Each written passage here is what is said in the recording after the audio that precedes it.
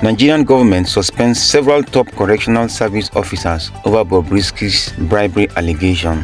Allow marketers lift fuel from Dangote, Reps tells FG. FG probing bandit sponsors, says Defense Headquarters. Yahaya Bello won't escape justice, EFCC assures Nigerians. Summary of the news.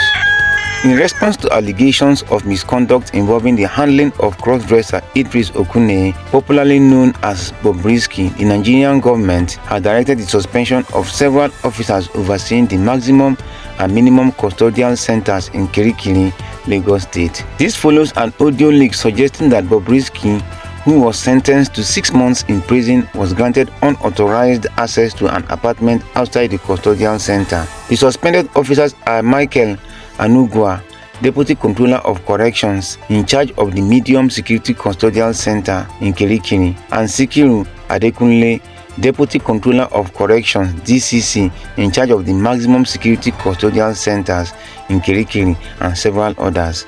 Source: Sahara Reporters. The House of Representatives has urged the federal government to direct the Nigerian National Petroleum Corporation Limited (NNPCL) to allow independent marketers to lift fuel from Dangote refinery. The resolution followed the adoption of a motion of urgent public importance by Rep.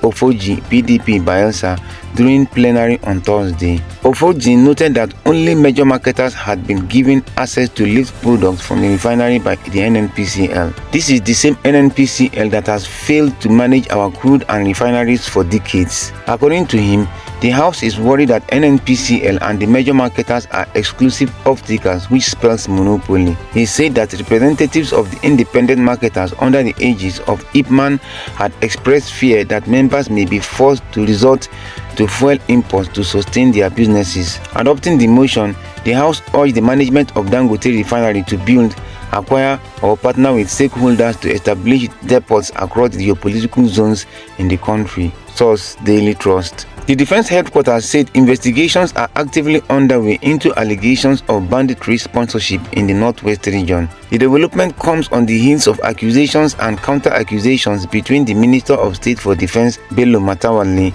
and his successor, Dauda Lawal, over banditry sponsorship. Lawal vowed to release evidence against the minister, adding that he had also reported the matter to the National Security Advisor and President Bola Tinubu. Attempts to get Matawale's reactions on Thursday was unsuccessful, as several calls to his aide, Ahmed Dan Udil, were not answered. He had yet to reply to a message sent to him as of the time of filing this report, source Punch newspaper.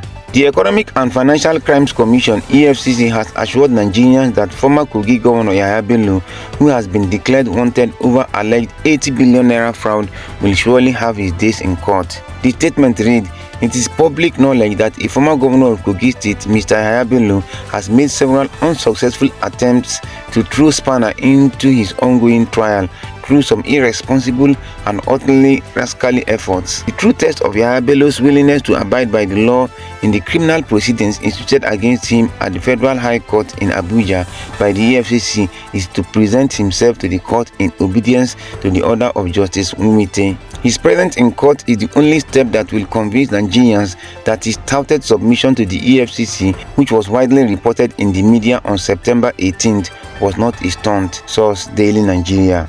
Follow for more. September 27th, 2024.